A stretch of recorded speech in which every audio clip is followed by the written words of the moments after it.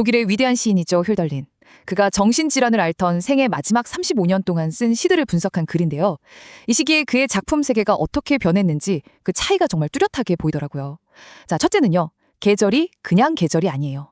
바로 시간의 상징이 됩니다. 튼덜린 후기 시들 제목을 보면 대부분 봄, 여름, 가을, 겨울이거든요. 근데 이게 그냥 풍경화가 아니라는 거죠.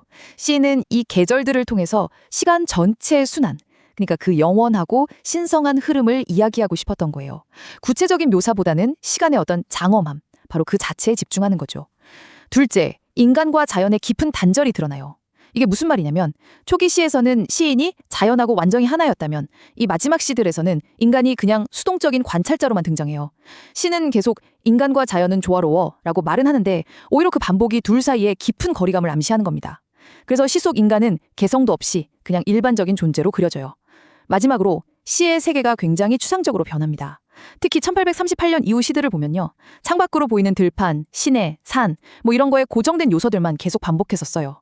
언어도 주체의 행동이 쏙 빠진 수동적인 형태로 바뀌고요. 그 이전 시에서 보였던 역사적 사건이나 구체적인 삶의 묘사들, 이런 건 싹 사라지고 모든 게 정형화된 세계만 나타나는 거예요. 정리하자면 튼덜린의 마지막 시들은 그의 생생했던 초기 시 세계가 어떻게 멀고 추상적인 시간의 순환으로 변해가는지 바로 그 과정, 즉 시인 내면의 깊은 단절을 보여주고 있습니다.